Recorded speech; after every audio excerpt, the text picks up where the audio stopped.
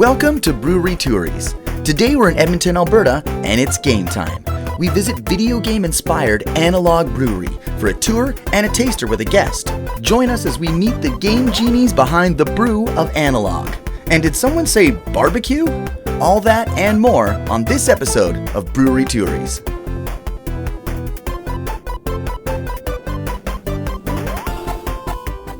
Hey guys, Brian. Hey! Adam. Good to see you again. How did this place start? Because it's awesome and, video games and beer. Yeah, this place is awesome. Well, honestly, like Brian and I have been friends since we were 18. Ended up working together at Jubilations, stayed friends when he moved to Ontario, he moved back.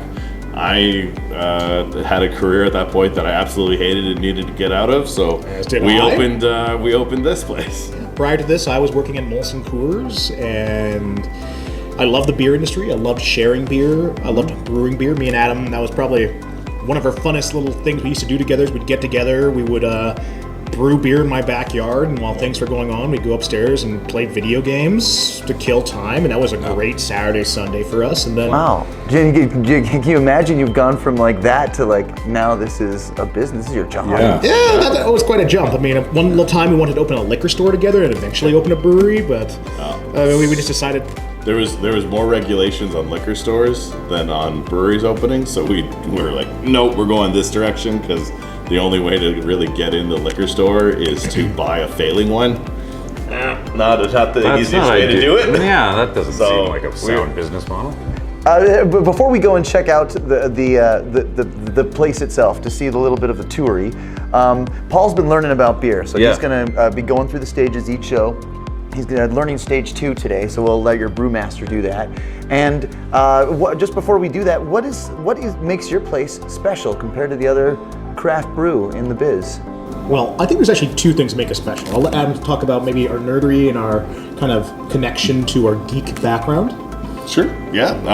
Honestly, we're just very true to who we are. Like Brian and I are very, very different people.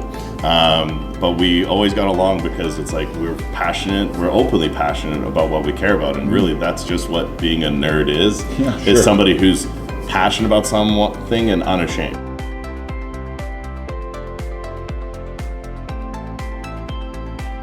The second thing that really makes us special is the fact that we're really aiming to be community leaders within the brewing industry.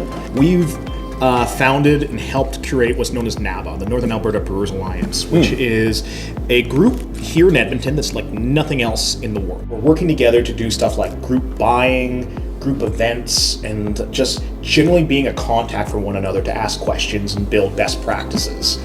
One thing we're really, really proud about is like we started making this new event called Weird. Yeah, that's fun. It's probably one of the most. Are you one of the progenitors of that? Yeah, I'm the guy. No way. Yeah. I've been hearing about this. This is very weird. They were talking about this in Town Square. Yeah. So it once again, it doesn't work if it's just us. It's a group effort from everybody involved, and that's what helps us out in our coldest, darkest months of January. Is we all get together and we all brew the absolute wackiest, dumbest, craziest, off the walliest beer possible. Sweet. Yeah. And everyone comes out in droves. It's probably some of our busiest times in the tap room. The first night it was going on, it was like -40 in Edmonton. Mm-hmm. There was a lineup out the door, and we have no business being this busy when it's this cold outside in the middle of January. That's great. That's awesome. Yeah, it's a real community building thing. Well, a lot of us are very passionate. Say we still haven't met one person that decided to open up their own craft brewery that was not eccentric or just crazy fun. Touch of weird. I could name 2, but I'll do it off camera. Well, are we about ready for going on a tour? Yeah, let's do it. Okay. Absolutely. All right, well, Paul's going on that tour. Here is today's Beer Fact. Beer Fact. Brewery Toury Beer Facts. The Czech Republic consumes the most beer per capita of any country in the world, and China consumes the most overall. So for beer drinking worldwide, the winner is Chinese checkers. Get it? Brewery Toury Beer Facts. Come with me and you'll be in a world of pure inebriation.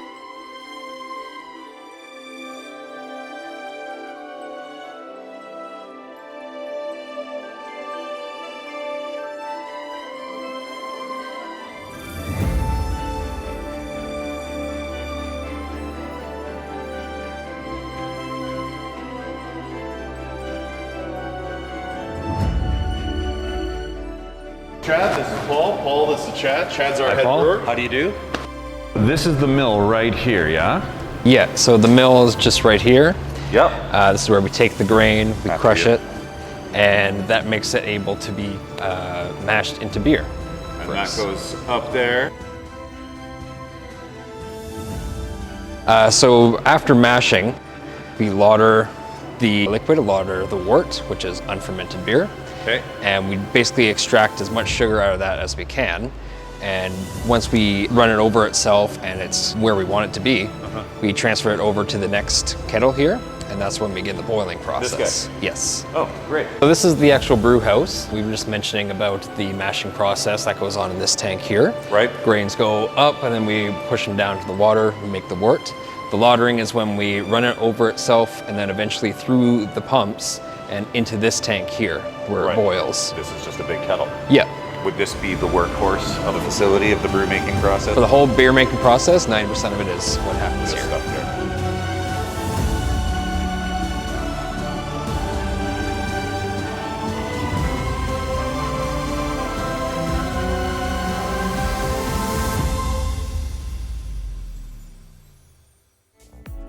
What do you think so far? This place is great. This place is cool, man. I mean, yeah, you got some good stuff going on here. Big space, very deceiving from the outside. So yeah. It's like a tart, it's bigger on the inside. It's not much to look at, but this is the boiler. This is the powerhouse behind Analog. Okay. When Brian and I... It's a stunning piece of equipment, I gotta say. It is tested, tried and true. Okay. This is actually the original boiler from Alicat. Brewery. So, yeah, from Alicat Brewery. So this is the boiler that they had. When we purchased all of our equipment that you've seen today, we went to import a boiler and it wouldn't be approved. It didn't meet all the qualifications. Coming from overseas? Coming from China. He had to find a way to make this work. So we were over at Alicat wondering if we were going to go bankrupt before we brewed our first batch of beer. Right. And Neil, the original owner of Alicat, started talking with us. Well, he had this guy. He had just upgraded his boiler about 6 months prior. He hadn't yet gotten rid of this piece of equipment, and it's still fully functional, but it just wasn't up to what they need for their production size anymore. So he offered to sell it to us essentially for a song, and you've already heard me sing, so it wasn't for much. Wow. But we got it moved here, got it installed, and everything we've achieved is because of kindness from a rival brewer. That's awesome. What an amazing industry we are in. The one thing about this whole thing that's been amazing is seeing that sort of collaboration and everyone sort of got each other's back. That's why we do the weird beer. That's why we do our group buying. We do everything to give back, because if somebody wanted to stick the knife in and turn, they could have ended us before we had our first breath. Brewery Touries Beer History. In the Middle Ages, beer wasn't just a recreational drink. It was often a necessary part of people's diets. That's a lot of rounds for the round table. Brewery Touries Beer History. And now it's time for our favorite part. It's time for the flight, the taste test. And we have, as usual, a special guest. Today we have Andrew. Andrew, tell us a bit about yourself. Sure. Well, I run Edmonton Production Rentals here in Edmonton, very close nearby here at Analog Brewing. I've got a background in film and television and music, and I generally like beer. Excellent. And you're usually behind the camera? No. No, you're usually in front? I'm in either place. I'm just kind of dancing around in the background. We do rentals, right? Yeah. Well, today we got you on the camera. Right. We'd also like to thank Edmonton Production Rentals for lending us not only help on producing the show, but lending us Andrew today. So thanks. And this is Greg. Greg is the tap room manager is your official title. What do we got first? So we have our three sort of quote-unquote lighter options in our core lineup. Starting on the left side of your flight, we have our Retro Styles Cream Ale. Cream Ale is one of only 2 beer styles that originated in North America.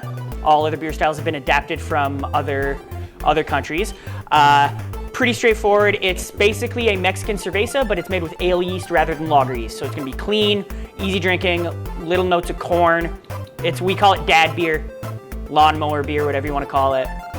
Gotcha. Oh, that's like, yeah, that's what you need after mowing Yeah. the lawn. You're like, Yeah. I want a refreshing cold. It's our golf course beer. We have it in about 12 different golf courses around the city. It's sold in their beer carts. Cool. Yeah. What if you're bitter at video game golf? Would it work for that? Absolutely. It's this beer doesn't discriminate. This beer is good for any activity. excellent. It's kind of our everyman beer.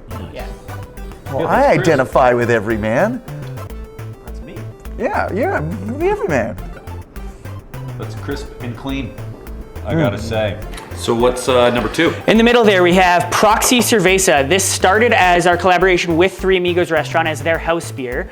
It gained so much popularity through them serving it that we talked to them about putting their name and logo on every single can and distributing province-wide, so they get the free marketing and we get a beer that we can large batch and sell province-wide. Real lime product in there, nice hint of lime, clean, easy to drink. Absolutely nothing wrong with it. This is my camping beer. I bring a flat of this camping every year. Oh, that tastes like That's really The beach. good. The problem I have with other lime brands is they taste like a fake. Yeah. So no artificial flavors, no extracts. We use a real lime product. It's literally just lime. that's a cerveza. Yeah. Eh? Yep. Yeah, that's very nice. I was gonna say it's almost like what they were trying to be. Yeah. Yeah, this is like, yeah, and I don't think I've ever actually had a real one. There's a big difference. It tastes very good. The year we launched this, it quickly moved up into our top 5 sellers. Like it was. What's number 3? Number 3 is our Pixelated Pilsner. Traditional Czech style Pilsner, gonna have a nice grassy bitterness, a little bit of almost like a toasted cracker on the malt. Toasted cracker. Oh. Oh yeah. And then the hop characteristic is pretty grassy. Yeah. I quite like it, very traditional. Derived from beers like Pilsner Urquell, one of the first beers we all fell in love with, so.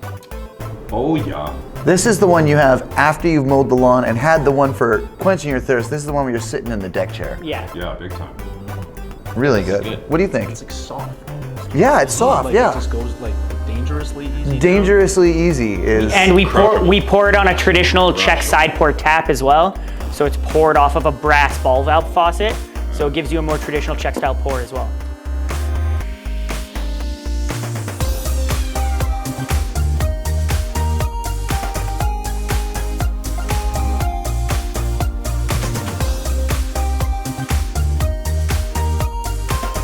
We have our Ready Paler 2 Session IPA. Won us a gold medal at the Canadian Brewing Awards. Gold.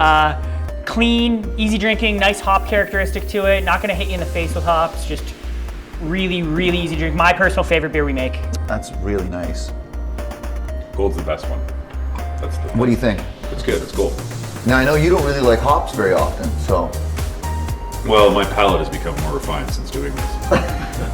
So Yeah, I think that Paul has learned that what he didn't really like was generic hops, the ones where it feels like they go, this is a hops thing, and it's. Bitter for bitter's sake, we Yeah, call it. exactly. yeah. No, that's pretty good. I really like it. And not too hoppy. No, that's the thing. Yeah. How about you, Andrew? What do you think? It's like, I would call this a entry level hoppy beer. We call it a training wheels IPA. That's, Yeah. That's very accurate. Because it's like sense. if you don't really like hops, like you're saying you don't really like. I love hops, so it's easy for me. But if you don't really like it, it's probably an easy way to get into it. Yeah, only 4.5% low bitterness, so it won't kick you in the face. You can have a few of them while watching TV, playing video games. Awesome.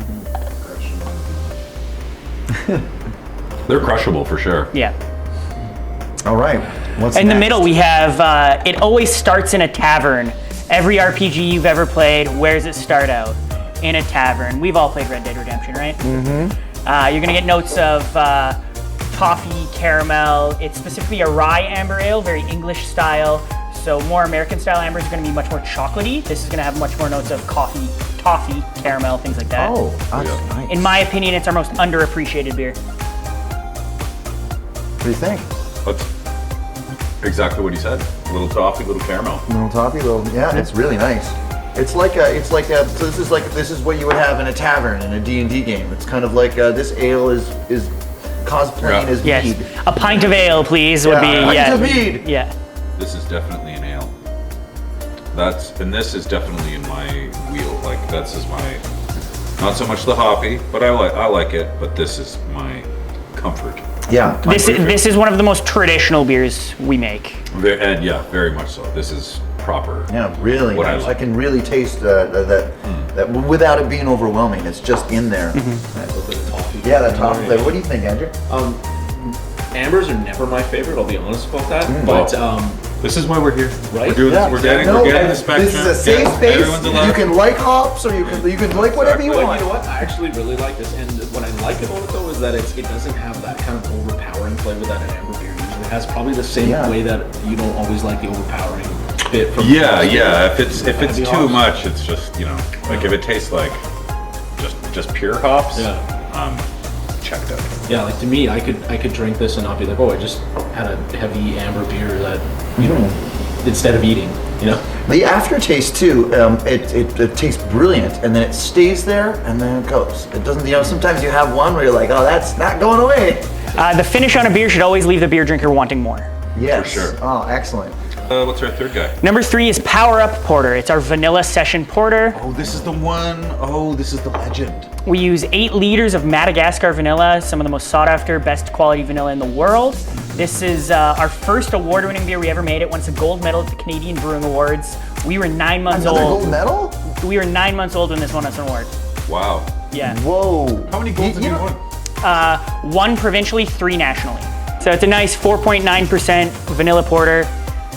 Obviously, notes of vanilla are going to be pretty prominent. The most prominent flavor, balanced with that nice chocolate malt sweetness. Not too bitter. Not too much of that roast these are- bitterness.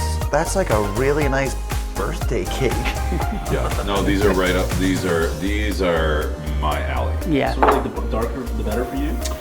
Yeah, and I mean, I'm before when earlier days, I was like the Canadian, like a Molson, just crushable all day long. You were a child. I was, and then I advanced to Alexander Keith's. Oh, I know.